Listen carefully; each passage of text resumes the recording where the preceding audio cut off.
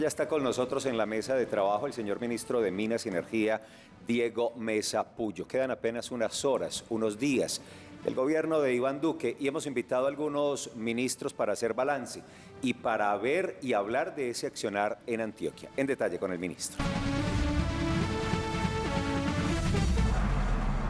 Ministro, bienvenido, buenos días. Gracias por acompañarnos. ¿Cómo está?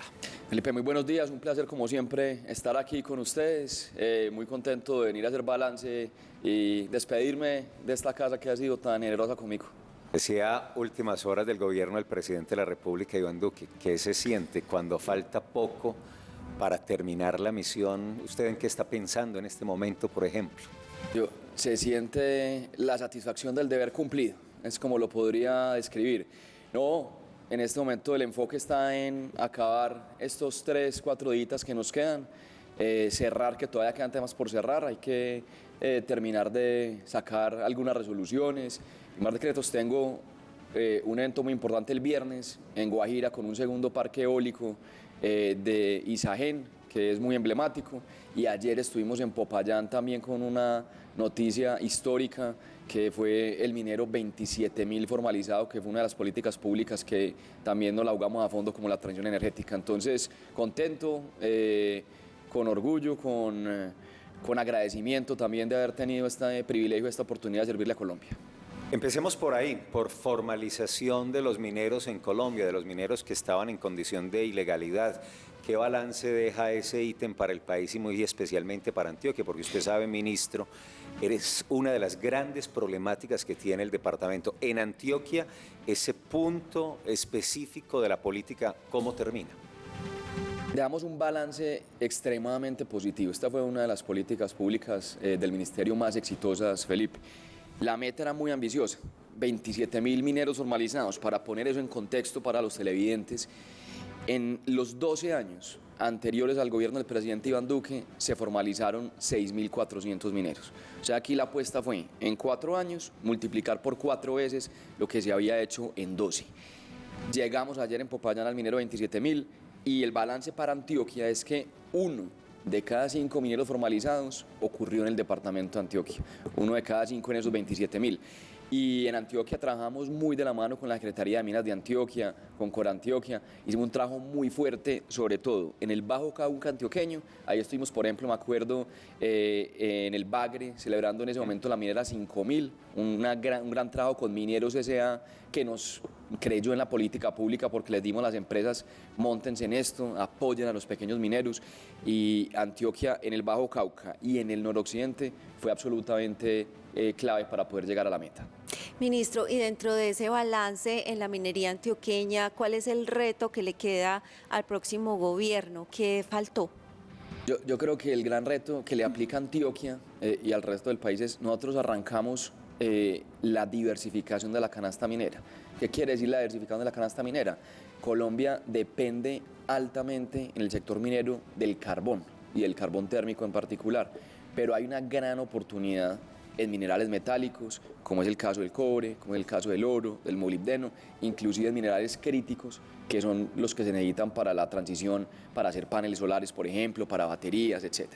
Y ahí hay una gran oportunidad para que tanto Antioquia, que tiene potencial de cobre, de oro, tenga proyectos de gran envergadura como el que tuvimos en Buriticá.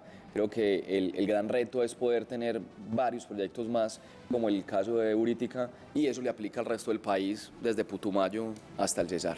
En el asunto de la minería, ministro, y déjeme, me anticipo antes de las preguntas de Paula y Juan, que seguramente querrán hablar de fracking, de energías renovables, y antes de salir de minería, el asunto en Antioquia además es que hay una minería que es no solo ancestral, tradicional, sino criminal, porque después del narcotráfico es la minería ilegal criminal la que financia el motor de la guerra y de la ilegalidad, no solo para Antioquia, sino para el país.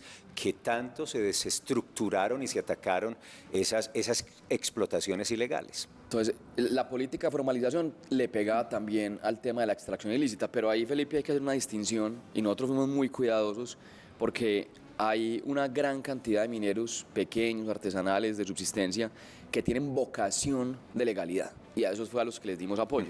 Pero hay un problema muy complejo que es la extracción ilícita y justamente lo que usted decía son los que se van a financiar grupos al margen de la ley y eso además tiene implicaciones ambientales. ¿Qué hicimos nosotros?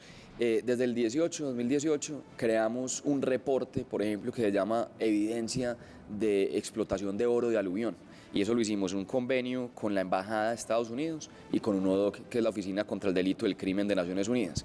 Y todos los años sacábamos el mapa de Colombia con imágenes satelitales mostrando dónde hay evidencia de explotación de oro de aluvión, cuál de esa era extracción ilícita, cuál era legal, porque lo cruzábamos tanto con las licencias ambientales como con las licencias o los títulos mineros.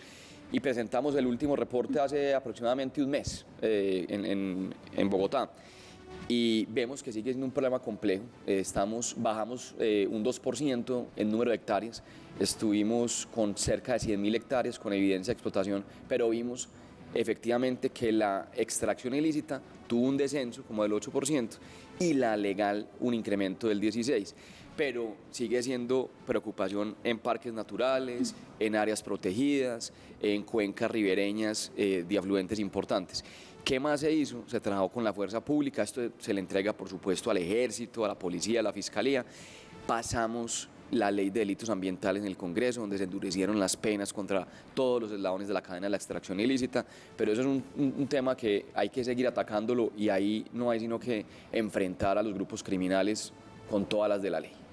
Ministro, siempre que usted ha estado aquí en esta mesa le hemos preguntado por el proyecto Hidroituango y esta no va a ser la excepción porque queremos conocer, faltando 3 días para que finalice este gobierno, cuál es la mirada y el mensaje que se entrega a propósito de lo que será la entrada en operación de esas 2 primeras turbinas, y si se va a dar en la fecha exacta y el panorama que se tiene frente a un eventual cambio de contratistas. Bueno, Paula, yo ahí también me voy muy tranquilo porque nosotros le dimos todo el apoyo del gobierno nacional al proyecto hidroeléctrico de Ituango, sin que sea un proyecto donde la nación tenga alguna participación.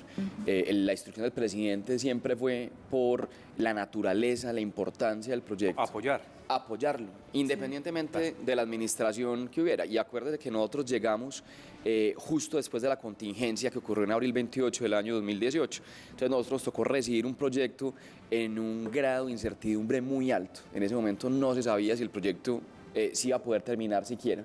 Y le dimos todo el acompañamiento. Yo me acuerdo, innumerables veces fui yo al proyecto con el doctor Jorge Londoño de la Cuesta. Me acuerdo con él recorriendo el proyecto, llegando cuando todavía no se podía ni siquiera pensar en entrar a casa de máquinas.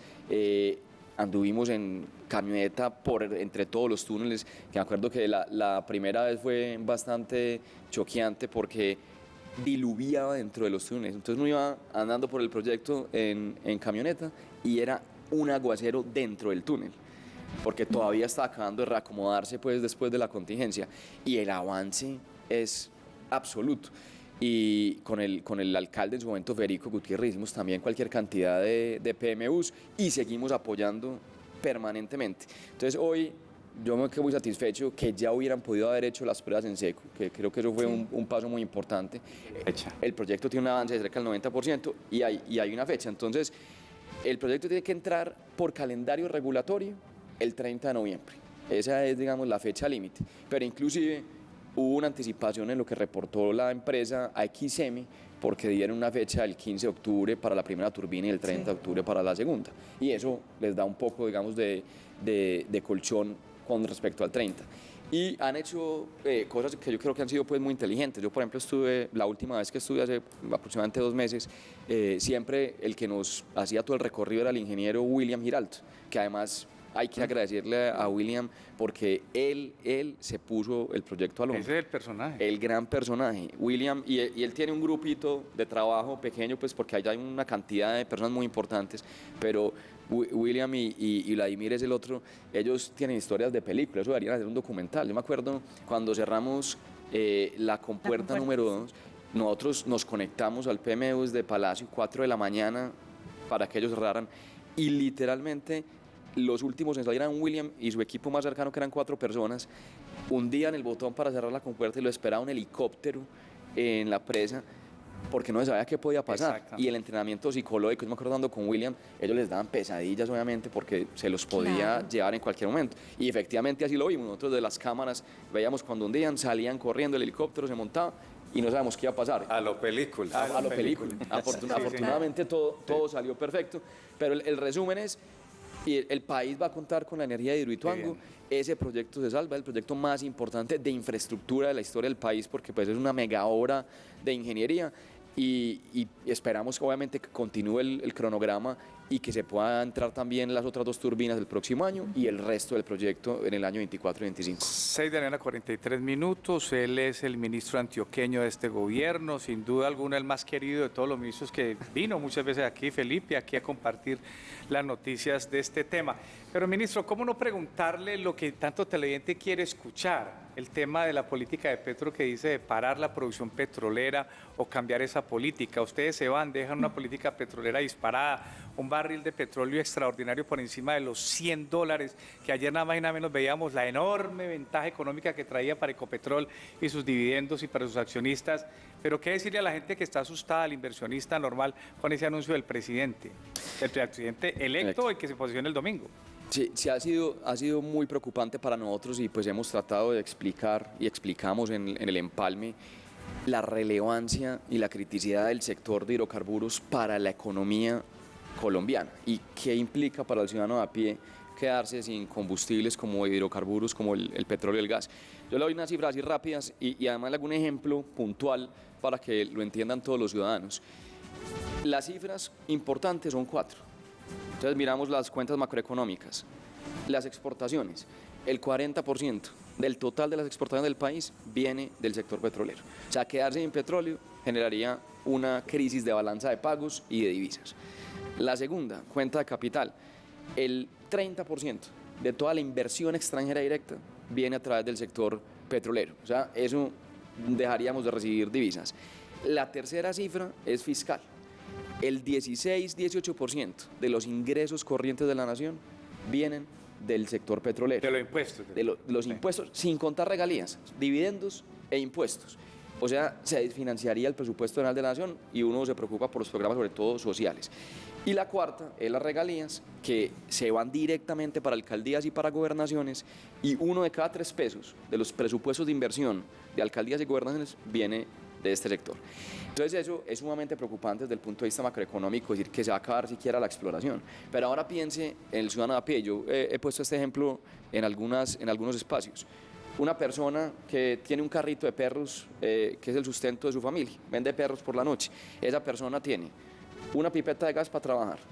Si nos quedamos sin petróleo y sin gas, esa pipeta que hoy le vale 70.000 pesos, le va a valer 300.000. Esa persona seguramente tiene una motico para ir a comprar el pan, para ir a comprar la salchicha, para ir a comprar las salsas. El combustible que usa para la moto se le triplicaría o cuadruplicaría. Esa persona seguramente tiene también familiares que reciben ingreso solidario, que reciben adulto mayor, que reciben jóvenes en acción. Sin la plata en el presupuesto, olvídese de esos programas. Entonces a esa persona le queda además una carga adicional de los familiares que quedan sin recibir esas transferencias monetarias. Y por supuesto el costo del flete, el transporte, en el resto de productos que compra para vender, se va también a incrementar a través del incremento del precio de los combustibles. O sea, esa persona queda jodida. Entonces eso hay que pensarlo y 8 de cada 10 familias usan gas natural diariamente para cocinar, para calentar el agua. Y esas personas habría que importar gas para poder tener ese servicio y volvemos a que se triplica o se cuadruplica el precio o el Estado le toca asumir ese costo. Entonces hay que decidir el Estado en qué va a dejar de gastar para poder suplir el abastecimiento de combustibles. Ministro, a quienes dicen el gobierno Duque, el ministro Mesa, fueron sordos con los reclamos de los ambientalistas, de las organizaciones culturales y sociales, privilegiaron la exploración, la explotación, desconociendo la voluntad comunitaria de no queremos exploración, no queremos explotación. Usted es de un municipio precisamente donde ese debate es muy álgido. ¿Usted qué le responde a esas personas? No, que aquí se ha hecho todo apegado a la ley y escuchando a la ciudadanía. Le digo, por ejemplo, en temas ambientales que de pronto mucha gente no conoce. Nosotros hicimos una reforma al Sistema General de Regalías en el año 2019. Es una reforma constitucional, lo cual requiere el doble debate en Congreso. Algo importante en la reforma, creamos por primera vez una asignación ambiental en regalías. El 5% del total de la bolsa de regalías se va exclusivamente para temas ambientales. Uno de los mayores logros y legados de la presidencia de Iván Duque Márquez es el tema ambiental. reconocido internacionalmente. Logramos llegar a más del 30% de todo el territorio, tanto costa afuera, pues, o marítimo, como terrestre, protegido. Eso no lo ha hecho ningún país en la región, en el continente americano. Dejamos además la ley de acción climática, que también ha sido un hito. Yo le digo del sector mío, ¿cómo lideramos, con ejemplo? Primer ministerio del país en la historia en ser carbono neutral. Y montamos al sector petrolero, de gas, minero, en todo el tema de acción climática, con acuerdos para llegar a la carbono neutralidad en 2050, que es la ambición que hemos tenido. En tema social, claro que hubo un descontento muy grande, pues lo vivimos todos durante el paro nacional, y uno tiene que hacer reflexiones y decir, bueno, de pronto no se estaba escuchando en el gobierno algunas de los reclamos válidos por demás que se juntaron con la pandemia, cuando la gente estaba encerrada, los jóvenes encerrados. Y eso fue un punto de quiebre en la relación con los jóvenes.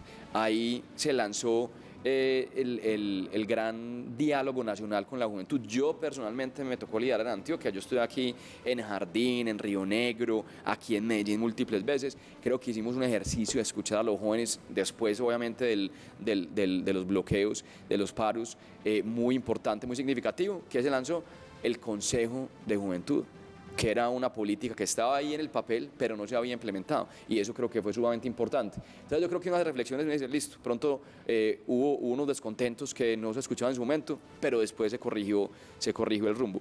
Pero yo sí quedo con total satisfacción y tranquilidad de que en el tema ambiental, en el tema social, estuvimos apegados totalmente a la ley. Ministro, otro asunto frente al cual el nuevo gobierno ha mostrado mucha reserva tiene que ver con el fracking. Este gobierno ya deja varios proyectos de investigación, ya están avanzados, ya tienen licencia ambiental. ¿Usted qué esperaría frente a esos proyectos, frente al fracking? Porque este gobierno ha dicho que definitivamente no va con eso. Ahí, Andrea, el tema de los yacimientos no convencionales lo abordamos desde el lado científico. Y fue una instrucción del presidente Duque de convocar una comisión de expertos, escucharlos, con base en las recomendaciones montamos el marco normativo para los proyectos pilotos.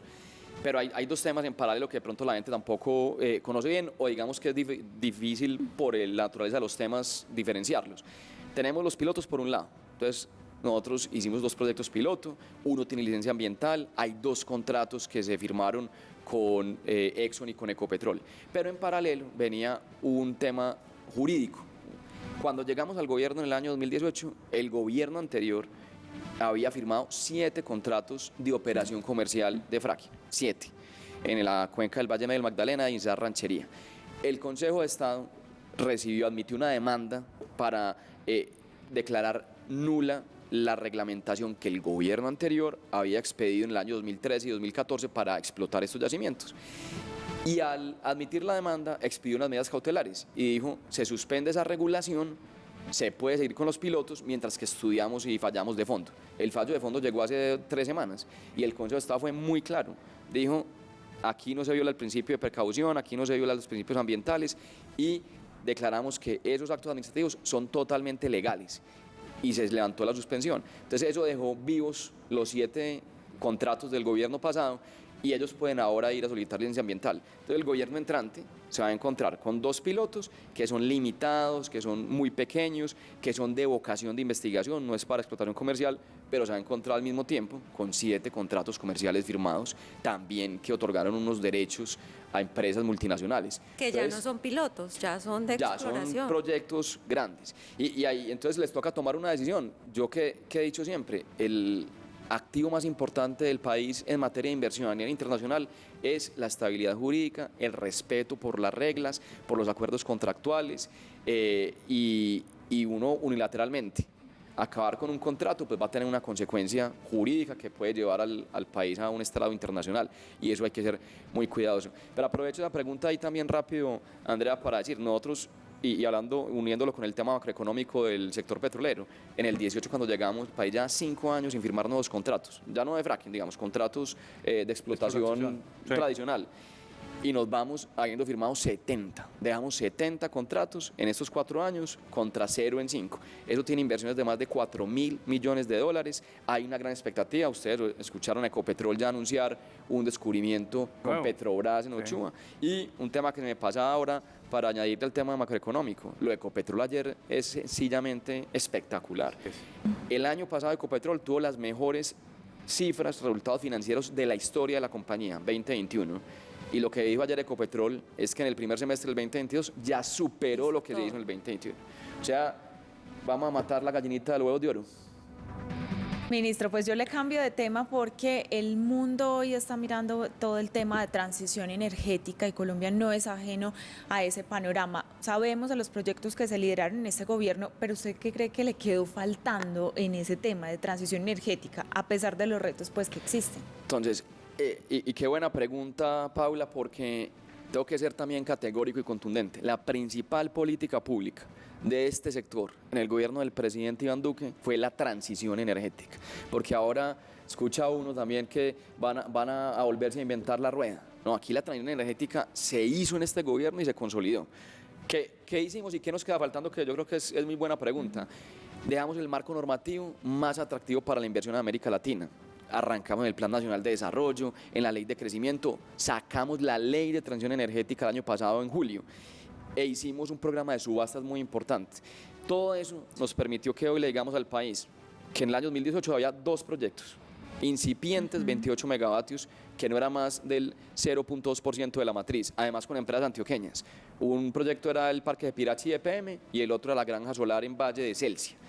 Hoy dejamos ya más de 25 granjas solares en operación, 3 parques eólicos, más de 3.000 proyectos de autogeneración a pequeña escala, más de 34.000 familias que reciben por primera vez la energía eléctrica gracias a paneles solares y a baterías. Y dejamos hoja de ruta para el hidrógeno, que es el energético del futuro para la descarbonización, 2 pilotos en operación, porque escuchaba yo a la ministra de Ambiente entrante diciendo que iban a estudiar el tema de hidrógeno. Yo le dije, no señora ministra, aquí se dejaron 2 pilotos de hidrógeno verde ya en operación y una hoja de ruta para el 2030 y 2050.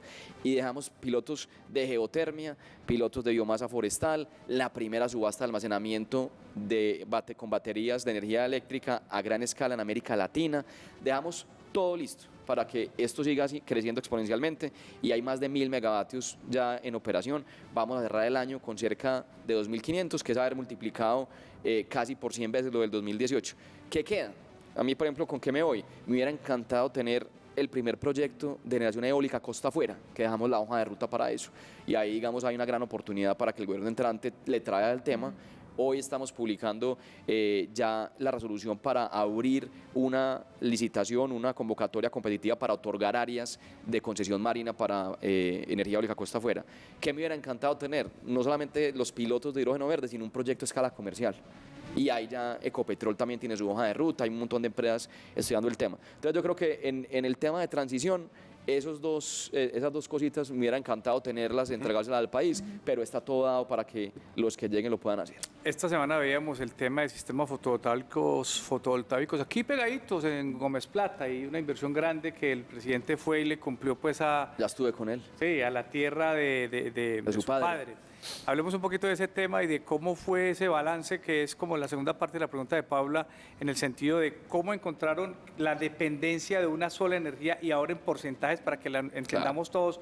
Ya no estamos tan dependientes solo de la energía hidroeléctrica que generan las hidroeléctricas, sino también de esas otras alternativas. Y esa era la gran apuesta, era diversificar la matriz de generación, que Colombia había explotado pues, por décadas el recurso hídrico, las hidroeléctricas, que es renovable, y eso hace que la matriz sea muy limpia, pero no estábamos explotando ni la eólica ni la solar. Sí. Y era curioso, porque cuando llegamos en el 18, Colombia con un potencial enorme, le pongo ejemplo, radiación solar, es el promedio en Colombia 60% más alto que en el resto del mundo, en todo el territorio. Eólico, los vientos soplan el doble de la velocidad en La Guajira que en el promedio mundial. Y habían incentivos que no se estaban utilizando. Entonces hicimos todo ese cambio y hoy el cambio es absoluto. Entonces vamos a pasar de tener 0.2% solar y eólico en el 18, que el 75-80% era hidroeléctrico, el resto con plantas térmicas, a cerrar el año entre el 12% y el 14%, del 0.2 entre el 12 y el 14%. Y en el año 23, porque dejamos un portafolio de proyectos, vamos a estar acercándonos al 20% con los proyectos que hay, que las empresas nos reportan los avances Eso de aleja un construcción. apagón, por ejemplo. Entonces eso nos complementa la matriz sin ningún problema. Además hay una complementariedad porque cuando hay sequía, épocas del fenómeno del Niño, los vientos son más altos y por supuesto la radiación solar es más alta. Entonces ahí se complementa y eso nos ayuda a evitar apagones. Y ahí que la gente, sobre todo en Antioquia, que todo el mundo conoce el tema de las hidroeléctricas, entregamos ahora el balance, los embalses en el 85%. O sea, estamos en este momento con total seguridad. Estamos del desembalsando suministro. por C3 porque Estamos la llegando. cantidad de Sí, agua sí. ya saturó la capacidad. Así Ministro, queda un minuto para dos respuestas rápidas. Uno, la ejecución de la delegación minera de Antioquia. ¿Cómo la evalúa el gobierno nacional? Muy bien, porque estuvieron a la par de las metas que exigíamos desde la Agencia Nacional de Minería y por primera vez en la historia nosotros dimos la delegación por 2 años. O sea, la delegación está hasta el término del periodo de la gobernación actual y le va a tocar decir al gobierno entrante si se lo extiende también a la administración departamental entrante en año y medio. Dos, en el futuro cercano, a Diego Mesa Puyo le interesa el tema político electoral, por ejemplo, el Medellín o en Antioquia. No, descartado. Como dice la ¿De muchacha, verdad? disculpa y no se ría. Descartado completamente. Totalmente. No, eso es eso es una decisión familiar. Muy bien. Una decisión familiar. Esto es muy demandante, esto exige mucho tiempo y ahora la prioridad es la familia. Yo tengo 2 niños chiquitos y pues les debo mucho tiempo a ellos y a mi esposa. Y Fueron tercero, ellos sí, quienes sí, nos sí, contaron sí. precisamente. Mentiras, ministro. Ministro, gracias, éxitos en sus proyectos futuros.